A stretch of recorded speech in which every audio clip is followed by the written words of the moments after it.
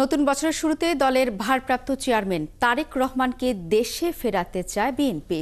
দলের নীতি নির্ধারকরা বলছেন, বিচারাধীন মামলাগুলো আইনিভাবে মোকাবেলা করে তাকে দেশে ফেরানোর চেষ্টা করা হচ্ছে। ২১ আগস্টের মামলার রায় প্রসঙ্গে দলটির নেতারা বলেন, সংক্ষুব্ধ কেউ চাইলে এ মামলায় পুনঃতদন্তের আবেদন করতে পারেন, এতে বিএনপির কোনো আপত্তি নেই। রহিম রুমনের প্রতিবেদন। কালার এক্সপার্ট, জর্জ স্যাপ এবং মাইল্ড অন হ্যান্ডস টেকনোলজি সমৃদ্ধ অরিক্স ক্রিস্টাল ওয়াশ আপনার লন্ড্রি এক্সপার্ট।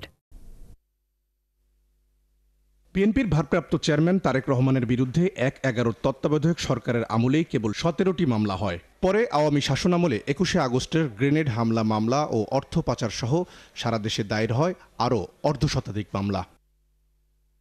৫ই আগস্টের রাজনৈতিক পট পরিবর্তনের পর অধিকাংশ মামলায় নির্দোষ হিসেবে খালাস পান তারেক রহমান।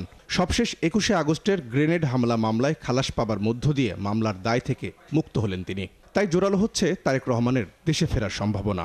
তাহলে কবে দেশে ফিরছেন বিএনপির এই শীর্ষ নেতা? বিএনপির স্থায়ী কমিটির সদস্য আমির খসরু মাহমুদ বলছেন, বাকি মামলাগুলো নিষ্পত্তি করে নতুন বছরেই তারেক রহমানকে দেশে ফেরাতে চায় বিএনপি। আমরা আইনের শাসনের কথা বলছি, আবার সাথে সাথে যদি আমি এই ধরনের একটা প্রক্রিয়ার মাধ্যমে একসাথে সব একটা খালাস করে দিলাম, এটা তো একটা ব্যাড প্রেসিডেন্ট হয়ে যাবে দেশের জন্য, উদাহরণ খারাপ হয়ে যাবে, খারাপ একটা উদাহরণ সৃষ্টি। এই জন্য উনি ডিউ প্রসেস অফ লর মাধ্যমে ওনার সব মামলাগুলো খালাস করে দেশে আসবে। দলের স্থায়ী কমিটির আরেক নেতা হাফিজউদ্দিন আহমদ আইনজীবীদের বরাত দিয়ে বলেন, তারেক রহমানের বিরুদ্ধে এখনও ৪টি মামলা রয়েছে। গ্রেনেড হামলা মামলার রায় নিয়ে কেউ সংক্ষুব্ধ হলে তিনি পুনঃতদন্তের আবেদন করতে পারেন। তার দাবি, গ্রেনেড হামলার পেছনে বিএনপির কোনো সম্পৃক্ততা ছিল না। আরও ৪টি মামলা তার বিরুদ্ধে রয়েছে, সবগুলোই মিথ্যা মামলা। তো এইসব ক্ষেত্রেও আমরা এই রায়ের অপেক্ষায় আছি। যদি বিচার বিভাগ নিরপেক্ষভাবে গতকালকের মতোই আরেকটি নিরপেক্ষ রায় প্রকাশ করে, তাহলে অতি অল্প সময়ের মধ্যে তিনি দেশে ফিরে আসবেন।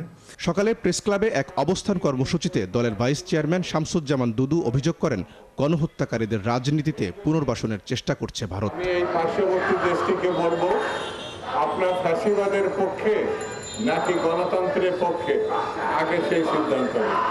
এই দেশের মানুষ কখনো ফ্যাসিবাদকে গ্রহণ করবে না, কারণ তারা ইতিমধ্যে ফ্যাসিবাদের শিকলি শেখ হাসিনাকে এই দেশ থেকে বিতাড়িত করেছে।